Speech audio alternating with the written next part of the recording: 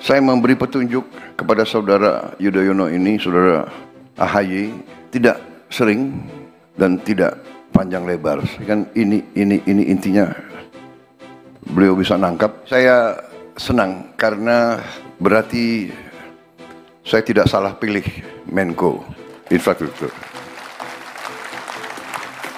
Harus saya tegaskan di sini bahwa transisi dari pemerintah Pak Jokowi kepada saya adalah yang ikut menentukan bahwa kita sekarang bisa bekerja dengan cepat. Suatu mega project tapi harus kita laksanakan adalah Giant Sea Wall, tanggul laut pantai utara Jawa. Proyek ini sangat vital, berada dalam perencanaan Bappenas sejak tahun 95. Bayangkan, tidak ada lagi penundaan. Kita akan kerjakan itu. Saya akan bentuk otorita, badan otorita tanggul laut pantai utara Jawa. Jadi BOTLPJ. Kalau disingkat gimana itu? Iftitah gimana kalau singkatannya itu? Ya, dicarilah ya. Sangat penting ini. Saya akan mulai, saya tidak tahu presiden mana yang akan menyelesaikan. Tapi kita harus mulai. Di sini ada hadir gubernur DKI, hadir tidak? Tidak hadir. Waduh, ini coba diselidiki kenapa tidak hadir. Pakai kacamata biar saya tanya. Gubernur DKI dukung proyek ini atau tidak? Saya dapat jawaban dukung. Alhamdulillah. Karena APBD-nya DKI sangat besar. Jadi saya bilang, DKI harus urunan. Pemerintah pusat urunan. Menteri Keuangan sudah kelihatan tegang melihat.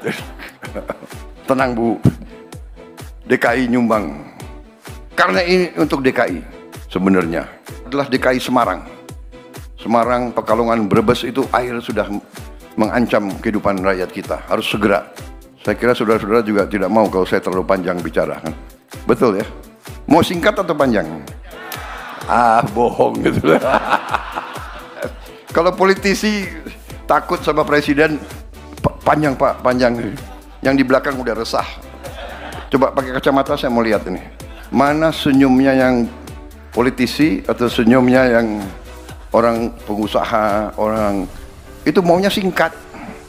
Sudahlah Pak, jangan macam-macam. Kasih tahu kita mana, apa, bagaimana, berapa. Kan begitu kan? Who, what, why, where, how much, and how much for me. Right? Kita akan terapkan disiplin fiskal. Karena saya dilihatin oleh Menteri Keuangan terus. Ini yang ditunggu-tunggu. Kapan? Wassalamualaikum warahmatullahi wabarakatuh. Untuk para menteri, setelah ini kumpul. Enggak benar.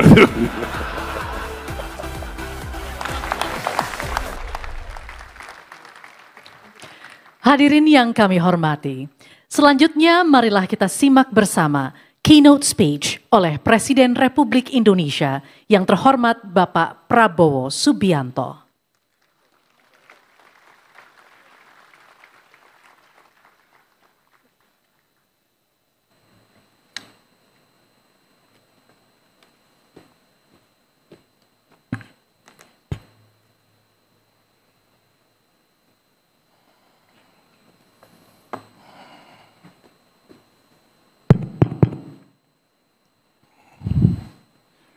Bismillahirrahmanirrahim.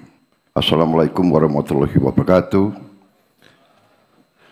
Selamat sore, salam sejahtera bagi kita sekalian.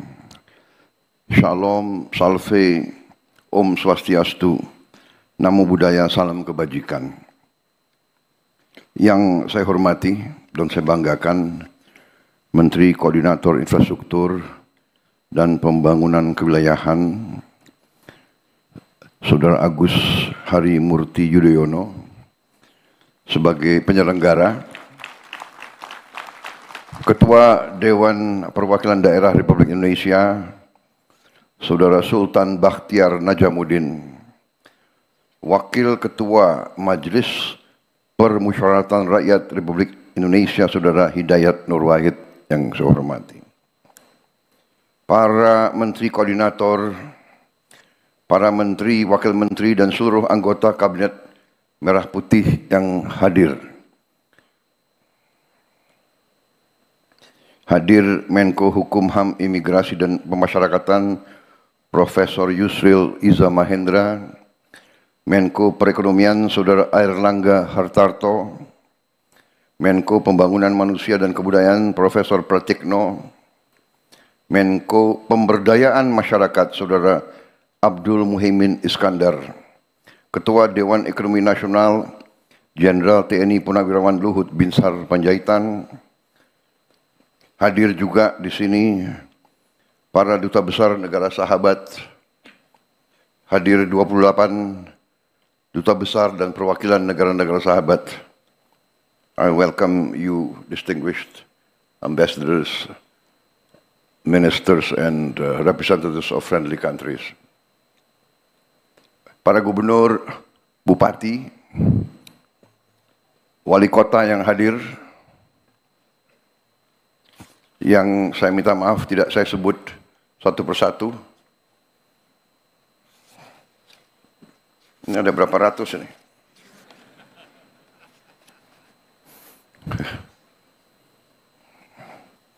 Tapi saya sambut para gubernur,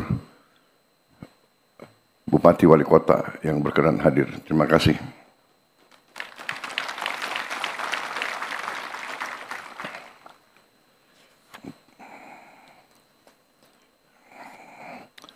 Tentunya sebagai insan yang bertakwa, tidak henti-hentinya kita panjatkan puji syukur kehadirat Tuhan Maha Kuasa, Tuhan Maha Besar. Bagi umat Islam, Allah Subhanahu wa Ta'ala yang memiliki sekalian alam, hanya kepadanya lah kita berdoa dan hanya kepadanya lah kita minta pertolongan. Kita bersyukur atas segala karunia yang diberikan kepada kita, atas kondisi bangsa yang damai dan sejuk, atas kesehatan dan nafas yang masih diberikan kepada kita sekalian, sehingga kita dapat hadir berkumpul di tempat ini dalam keadaan tidak kekurangan sesuatu apapun. Saudara-saudara sekalian, Menko Infrastruktur yang saya hormati, terima kasih atas undangan ini. Dan terima kasih atas penyelenggaraan dan pengaturan yang baik dan tertib. Juga terima kasih atas sambutan Saudara Menko, karena memang sudah lengkap sebetulnya, tidak perlu panjang lebar keynote address saya. Sudah lengkap kan yang beliau sampaikan. Tapi saya senang karena berarti saya tidak salah pilih Menko Infrastruktur.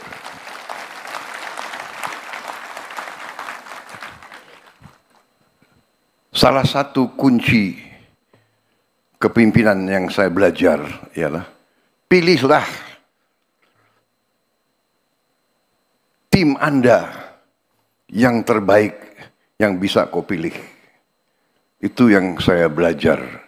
Sama dengan kalau kita mau bikin tim sepak bola, pilih yang terbaik yang ada, ya kan? Kalau memang belum berhasil, minimal kita berusaha, kan begitu. Jadi, kenapa saya sebut ini? Karena saya terus terang saja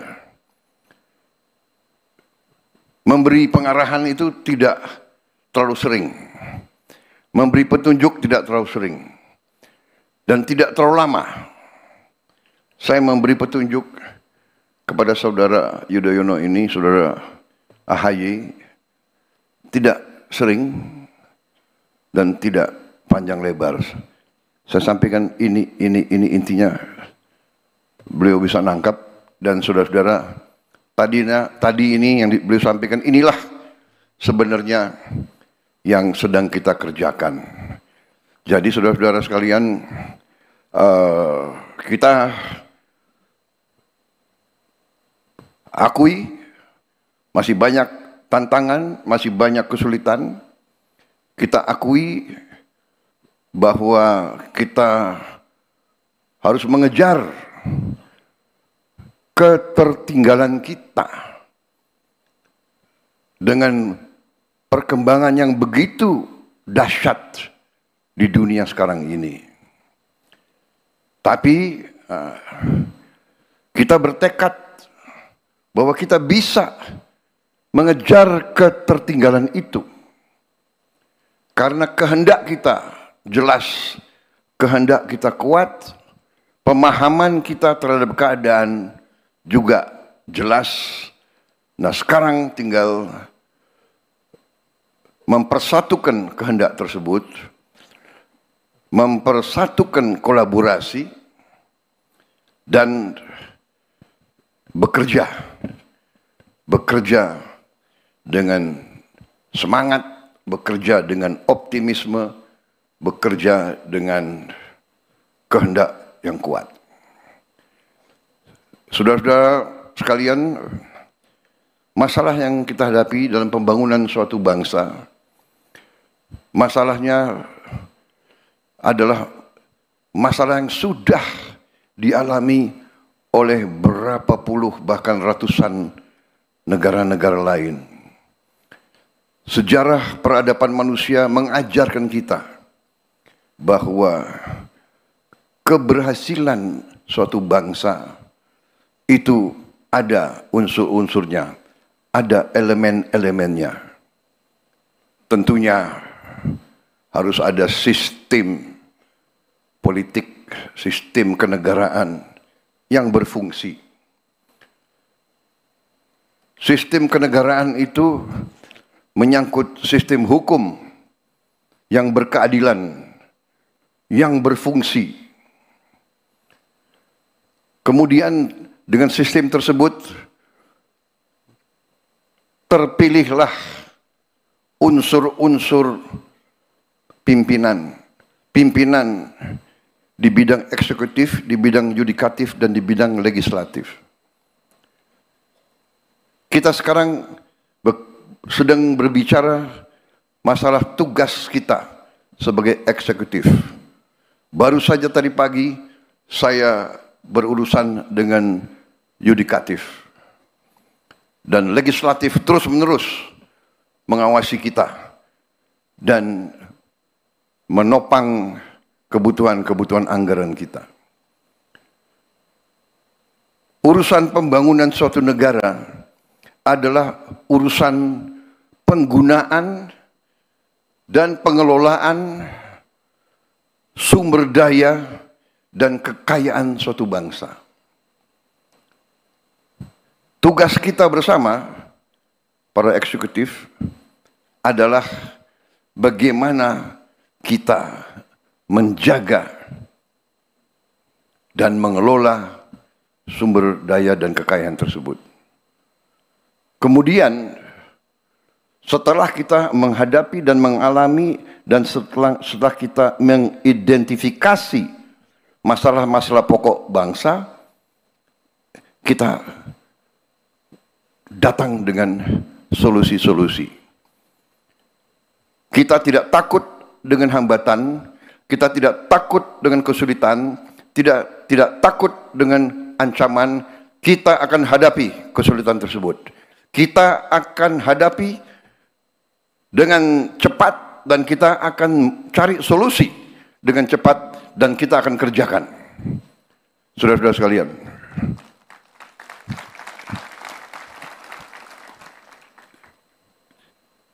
swasembada pangan, swasembada energi, swasembada air. Ini krisis yang sudah diramalkan oleh PBB. Krisis dunia. Dunia sedang menghadapi krisis pangan. Ratusan juta rakyat bumi sedang mengalami kelaparan sekarang. Banyak negara yang susah menghasilkan pangan.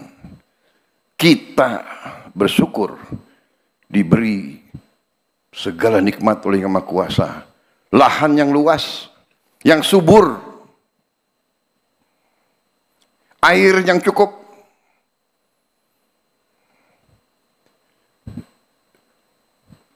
sumber daya di atas dan di dalam bumi, di laut dan di bawah laut. Segala kekayaan kita sesuatu yang patut kita bersyukur. Sejak saya ambil alih pemerintahan, saya belajar, saya lihat angka-angka, saya takjub dengan kekayaan kita. Kekayaan kita luar biasa. Tapi saya juga sadar bahwa kita perlu lebih berani, lebih pandai mengelola kekayaan-kekayaan tersebut. Saya tidak malu-malu.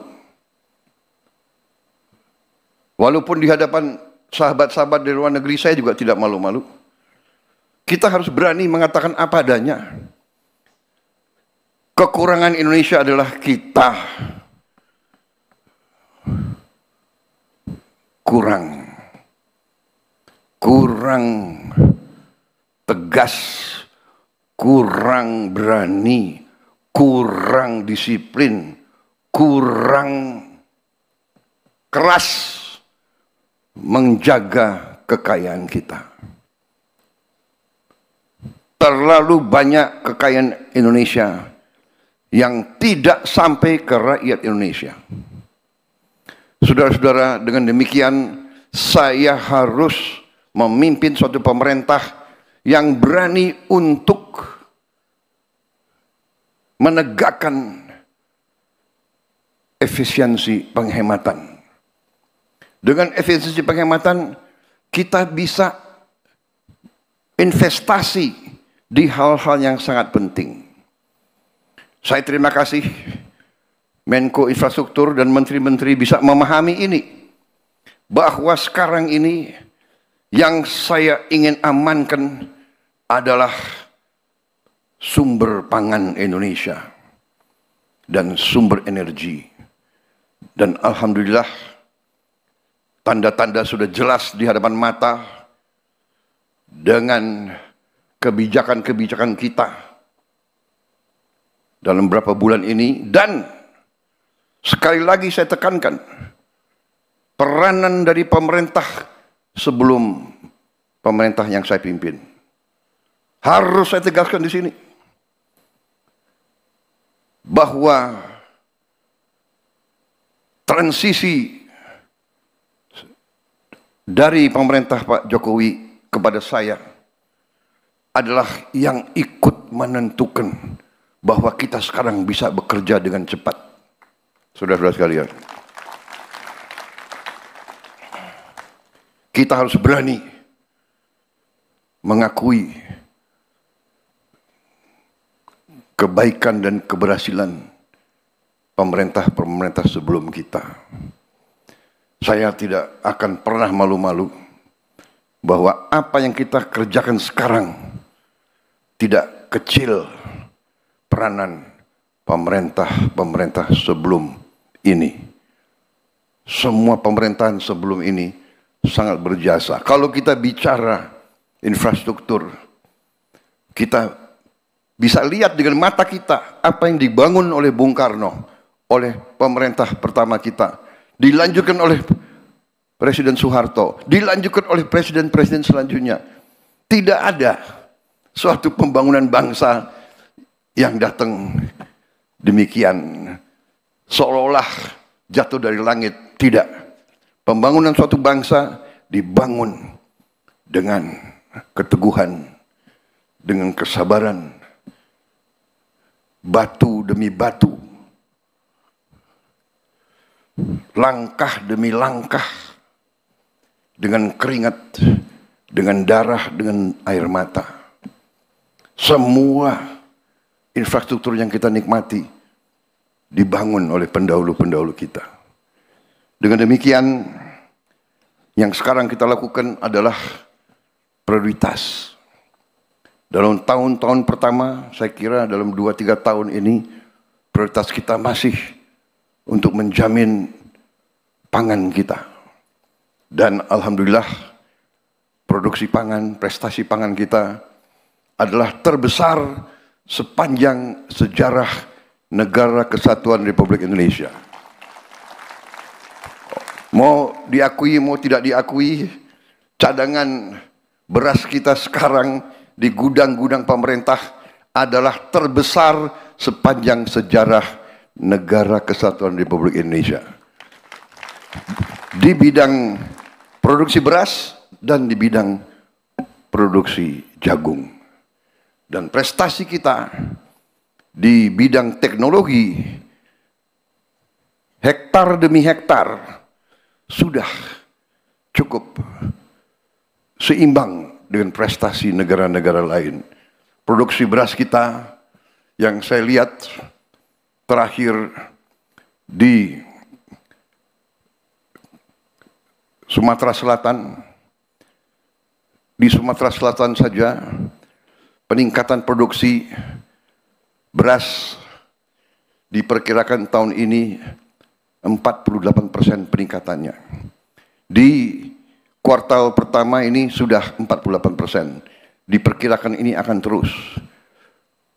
Produksi per hektar pun sangat menggembirakan.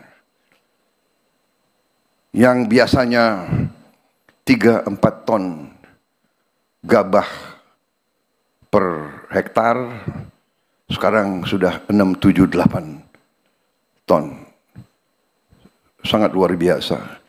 Di beberapa tempat bukan saja 3 kali panen, ada beberapa tempat di Indonesia sudah 4 kali panen 1 tahun, saudara sekalian. Saya kira ini prestasi dunia yang perlu kita banggakan. Dan kita akan terus. Bagaimana kita bisa mencapai prestasi ini dalam waktu dekat? Karena kita melakukan efisiensi.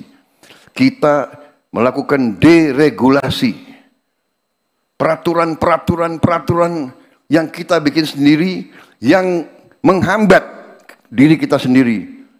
Birokrasi yang bertele-tele.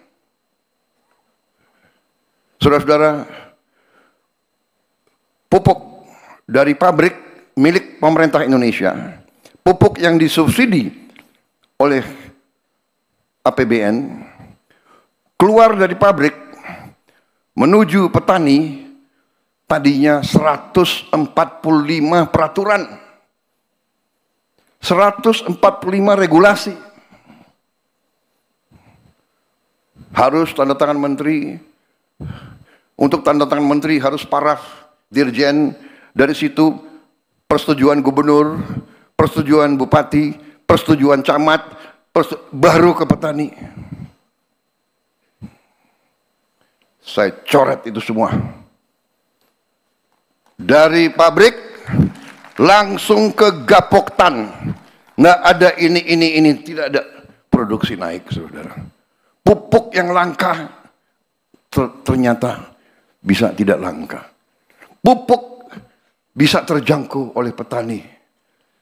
Saudara-saudara, ini mempertebal keyakinan saya bahwa pemerintah modern harus efisien, harus kerja cepat, harus fleksibel, kenyal, dan tidak boleh bertele-tele dengan peraturan. Peraturan penting untuk mengawasi, mengendalikan, dan mengamankan. Tapi peraturan yang dibuat hanya untuk mempertahankan kekuasaan sektoral dan hal-hal yang terlibat dengan vested interest, dengan kepentingan-kepentingan tertentu yang tidak semata-mata untuk kepentingan rakyat, harus kita tinggalkan. Dan saya bertekad untuk saya bekerja keras untuk mengurangi regulasi-regulasi yang tidak masuk akal. Saudara-saudara, dengan prioritas demikian, baru kita wujudkan yang akan kita wujudkan. Karena itu saya hargai Menko Infrastruktur. Saudara menangkap masalah yang kita hadapi, saudara menangkap strategi saya. Prioritas untuk itu, infrastruktur sekarang saya mengundang sektor swasta dari dalam negeri dan luar negeri untuk ikut terlibat dalam pembangunan infrastruktur kita sebesar-besarnya. Sebesar-besarnya. Saya akan mengakui, saudara-saudara, saya percaya dengan peranan negara yang kuat untuk intervensi, mengatasi kemiskinan, mengatasi kelaparan, memperbaiki pendidikan. Saya percaya dengan intervensi negara yang kuat. Tapi saya juga tahu bahwa di bidang-bidang tertentu, terutama di bidang konstruksi pembangunan fisik, sektor swasta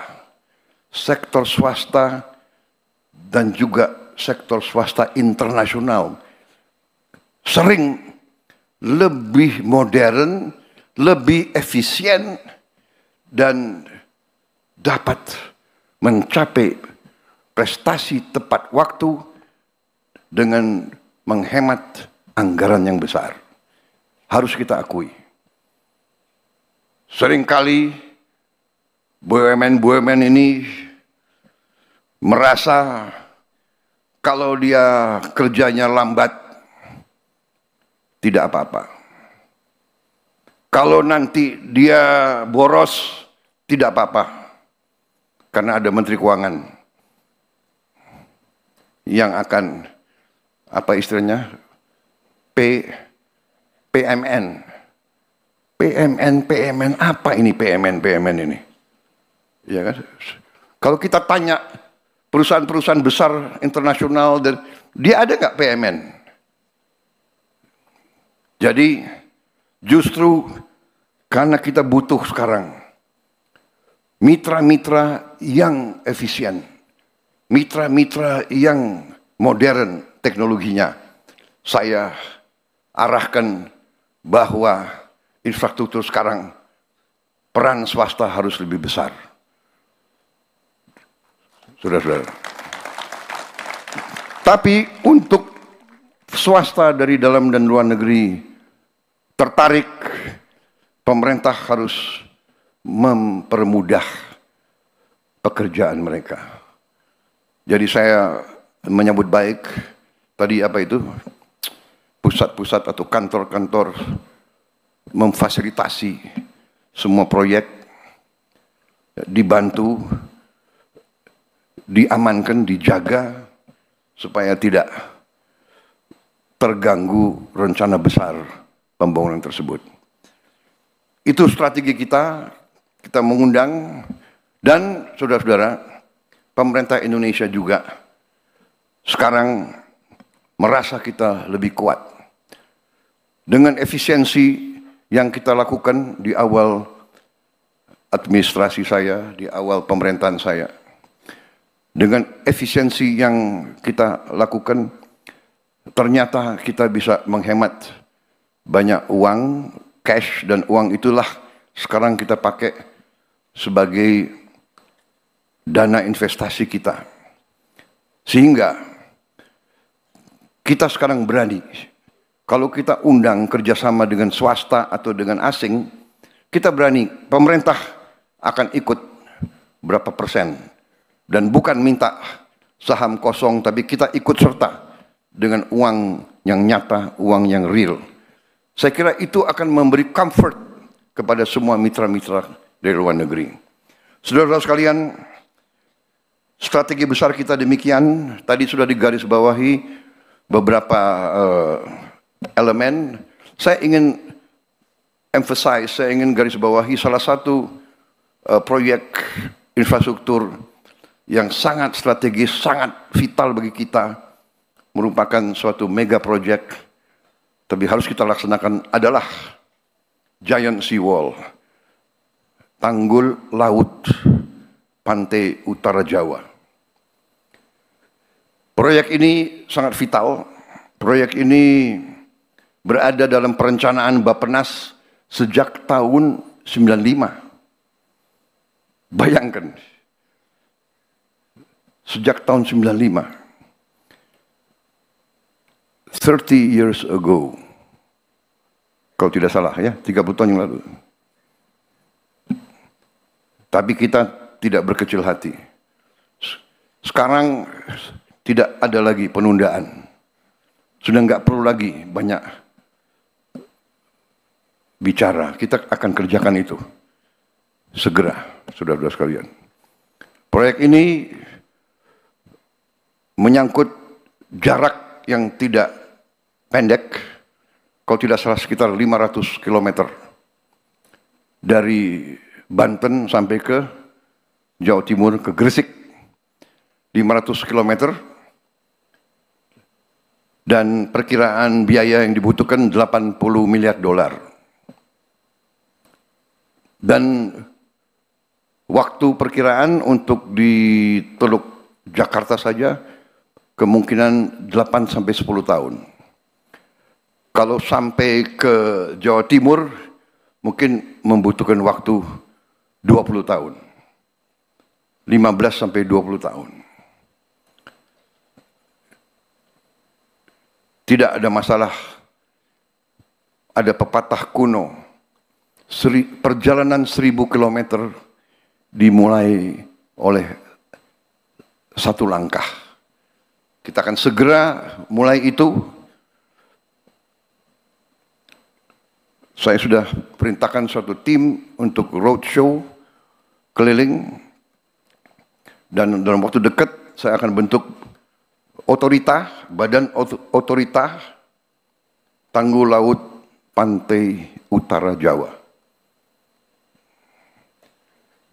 Orang Indonesia senang dengan singkatan-singkatan, jadi kita lagi cari singkatan yang enak itu. Badan Otorita, BO. Tanggul Laut Pantura Jawa, TLPJ. Jadi BO, TLPJ. Kalau disingkat gimana itu? Iftitah gimana kalau singkatannya itu? Apa?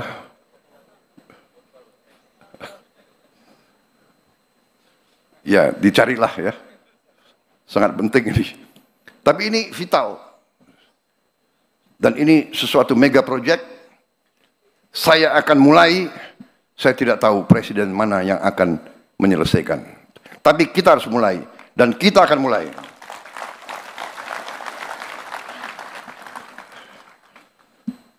$80 miliar khusus Teluk Jakarta, kemungkinan 8 sampai 10 miliar dolar. Kalau 8 sampai 10 miliar dolar saya kira kita sendiri mampu. Di sini ada hadir Gubernur DKI, hadir tidak? Enggak hadir. Waduh, ini coba diselidiki kenapa tidak hadir. Pakai kacamata biar saya. Tapi saya sudah ketemu. Saya sudah ketemu berapa hari yang lalu, dan saya sudah kirim utusan, ya, tanya, Gubernur DKI dukung proyek ini atau tidak? Saya dapat jawaban dukung. Alhamdulillah. Karena APBD-nya DKI sangat besar. Jadi saya bilang, DKI harus urunan. Pemerintah pusat urunan. Jadi kalau 8 miliar dolar, katakanlah 8 tahun, berarti 1 miliar dolar 1 tahun. Menteri Keuangan sudah kelihatan tegang melihat. Tenang Bu, DKI nyumbang. Jadi DKI setengah, pemerintah pusat setengah. Karena ini untuk DKI sebenarnya. Ya, jadi tanggul utara DKI, kemudian nanti selanjutnya di depan Semarang Prioritas kita adalah DKI Semarang. Semarang, Pekalongan, Brebes itu air sudah mengancam kehidupan rakyat kita. Harus segera. Dan ini sesuatu yang harus kita laksanakan dan kita terbuka. Perusahaan-perusahaan dari Tiongkok, dari Jepang, dari Korea, dari Eropa, dari Timur Tengah yang mau ikut silakan. Tapi kita tidak tunggu, kita akan gunakan kekuatan kita sendiri. Saudara-saudara sekalian, demikian yang ingin saya sampaikan. Saya minta maaf kalau keynote saya tidak panjang. Saya kira saudara-saudara juga tidak mau kalau saya terlalu panjang bicara, kan? Betul ya? Betul. Terserah. Saya datang sesuai permintaan audience. Mau singkat atau panjang? Mau singkat atau panjang? Ah, bohong gitu. Kalau politisi takut sama presiden, panjang Pak, panjang. Yang di belakang udah resah. Ya kan? Coba pakai kacamata saya mau lihat ini. Mana senyumnya yang politisi atau senyumnya yang... Kalau orang-orang eksekutif ya, orang pengusaha, orang itu maunya singkat. Sudahlah Pak, jangan macam-macam.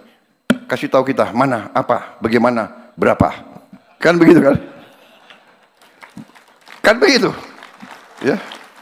Who, what, why, where, how much, and how much for me, right? Yeah, no need to talk too much, talk too long. Saudara-saudara, karena ini sudah dibuat oleh staf saya. Kasihan kalau saya nggak pakai. Kita akan terapkan disiplin fiskal. Karena saya dilihatin oleh Menteri Keuangan terus. Ya. Kita akan sederhanakan perizinan dan proses pengadaan lahan. Sudah saya singgung. Kita akan perkuat kerjasama pemerintah dan badan usaha swasta. Kita akan perkuat kerjasama pemerintah pusat dan pemerintah daerah. Saudara-saudara sekalian, kita sekarang memiliki Danantara, Sovereign Wealth Fund, di mana Danantara siap ikut infrastruktur, ikut investasi pada proyek infrastruktur. Demikian saudara-saudara yang ingin saya sampaikan, kita berada di ambang transformasi besar. Kita optimis, saya sudah melihat angka-angka itu, kekayaan kita luar biasa. Saya percaya dalam 2 tahun, mungkin mulai tahun depan dan selanjutnya, kita bisa tertibkan kekayaan-kekayaan itu. Saya ketemu dengan ahli-ahli dari universitas terbaik di dunia. Mereka menyampaikan kekayaan kita di laut kita masih sangat kecil. Belum tersentuh yang sebenar-benarnya. Kita akan swasembada pangan, itu sudah sangat jelas. Kita akan swasembada air, dan kita juga akan swasembada energi dalam waktu dekat. Dan kita akan tertibkan, kita akan tegakkan hukum hanya dengan kepastian hukum. Hukum yang benar, iklim usaha akan berkembang dengan baik. Demikian pengarahan saya. Terima kasih Menko Infrastruktur dan semua peserta. Terima kasih. Teruskan dan laksanakan apa yang sudah saudara rencanakan. Wassalamualaikum warahmatullahi wabarakatuh. Ini yang ditunggu-tunggu. Kapan wassalamualaikum warahmatullahi wabarakatuh. Salam sejahtera bagi kita sekalian. Shalom, salve, om, santi, santi, santi, om. Namo Buddhaya, salam kebajikan, rahayu rahayu. Terima kasih.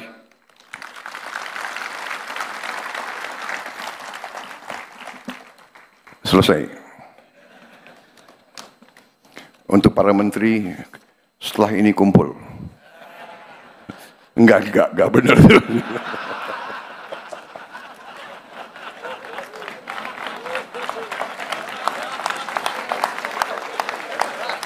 Selanjutnya, dimohon berkenan yang terhormat Presiden Republik Indonesia untuk berfoto bersama. Kepada para tamu undangan, kami mohon untuk berdiri.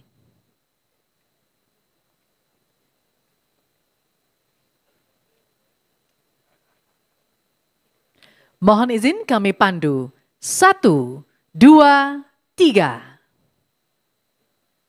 Sekali lagi. 1, 2, 3.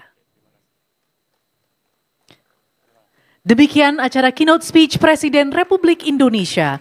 Kami mengucapkan terima kasih kepada yang terhormat Presiden Republik Indonesia yang telah berkenan hadir.